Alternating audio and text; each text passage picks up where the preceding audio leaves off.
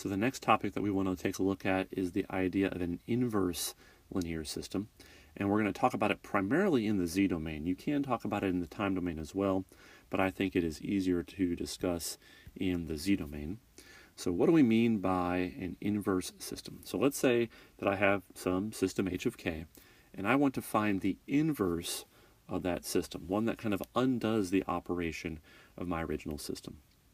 One way to think about that is in the time domain, and we define the inverse system in the time domain as the system whose impulse response is h inverse, so that subscript right there indicates the inverse system, and it's defined as the impulse response such that when I convolve it with my original system, I get out an impulse.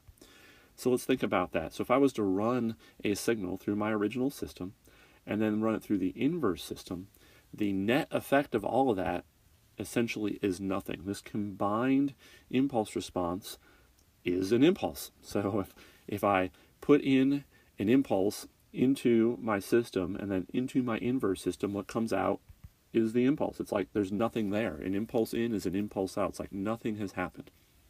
So this is how you think about an inverse system in the time domain. And if you wanted to try to solve for the signal, you could try to do that. You could, try to find this time domain signal such that when you convolve it with h of k, you get an impulse. Doing that, though, I think is a little complicated because it involves the convolution operation.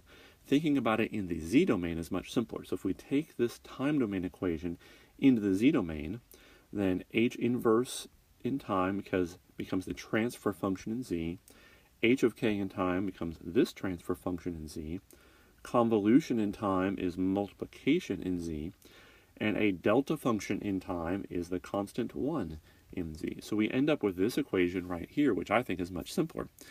The transfer function of the inverse system times the transfer function of the original system has to equal 1.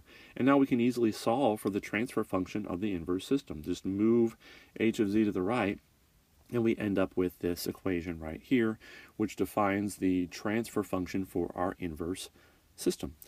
And not too surprisingly, the transfer function of our inverse system really just flips the transfer function of the original system. It's 1 over h of z. So that is how we define the transfer function of the inverse system. So let's think about what happens if we actually compute the transfer function of the inverse system. So I originally had h of z. It had a numerator and a denominator. When I compute the inverse, I do 1 over that. So I've effectively flipped the numerator and the denominator. What used to be the numerator of h of z is now the denominator of the inverse system. And what used to be the denominator of h of z is now in the numerator of the inverse system. So the poles of h of z are now the zeros of the inverse system, and the zeros of h of z are now the poles of the inverse system. It's like the poles and zeros have flip-flopped. All right, so let's think about that. If I want my inverse system to be causal and stable, which is usually a pretty good criteria. If I actually want to build something in the real world, I'm going to need it to be a causal system and a stable system. We know that the poles really drive that criteria. I like all my poles inside the unit circle. Well, if originally my system had zeros now become the poles, it's really the zeros of h of z that become important for being able to build an inverse system. So when I talk about inverse systems, often I end up focusing on the zeros of the original system because those become the poles of my inverse system, and the poles determine causality and stability of their overall system. However, the poles of the original system still are important because h of z probably also needs to be stable and causal. So if you combine all this, basically what it turns out to be is I really need all of the poles and zeros of my original system to be inside the unit circle. I need the poles in there such that to make it to where h of z is stable and causal, but I also need the zeros inside the unit circle so that when I compute my inverse system, the zeros turn into poles, and this now needs to be stable and causal. So the criteria of having all poles and zeros inside the unit circle is kind of important sometimes, and because of that we give that a special name. We call that a minimum phase system. So if I give you a transfer function and you look at it, all the poles and all the zeros are inside the unit circle, we conclude that that is a minimum phase system. And anytime we're dealing with minimum phase systems, we know that their inverse systems can be both stable and causal. So that's kind of a nice fact to know. All right, so a lot of definitions and discussion there of what we mean by an inverse system, what we mean by a minimum phase system. Let's go ahead and work a specific example now where I'm going to give you a discrete time system. We're going to find the transfer function, and then we're going to find the inverse system to cancel out that original transfer function. So here we go, finding the inverse system. Here is the discrete time LTI system that we're going to work with. We're going to describe it in the time domain via a difference equation. So here's the difference equation that we're going to work with. And what we're going to do first is find the inverse system in the z-domain. That's what we're going to do here. And then we're going to answer this question. Given that I've found the inverse system, does a stable and causal inverse system actually exist? So to define the inverse system, what I really need to know is h of z. Once I have h of z, I can compute the inverse system just by doing 1 over h of z. So first, let's take this into the z-domain. We've done that quite a bit now. It's pretty easy. On the left here, I'm going to have y of z times 1 minus z inverse plus a fourth z to the negative 2 for that term.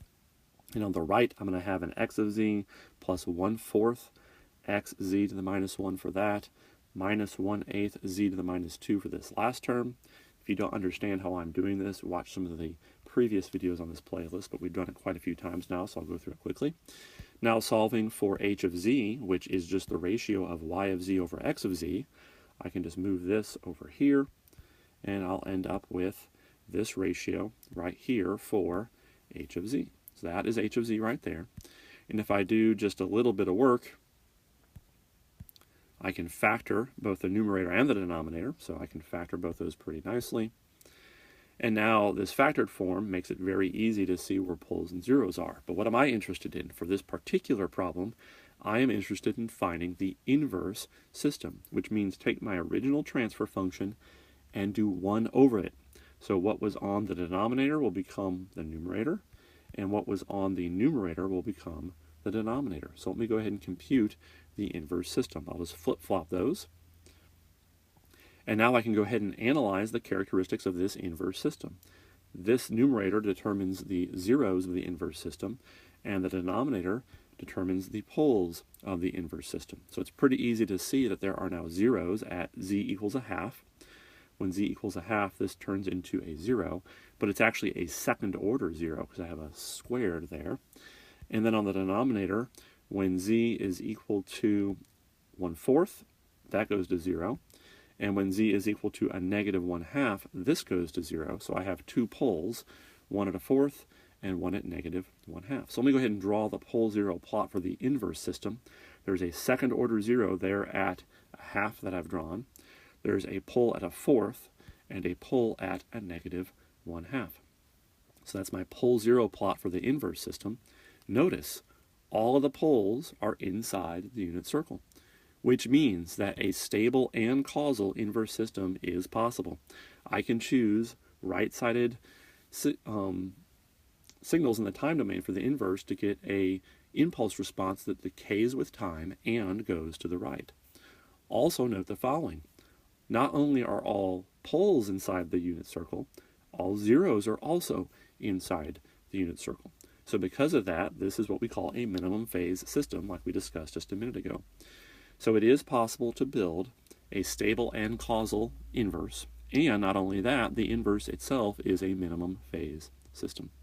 All right, well, that wraps up this for now. Thanks for watching.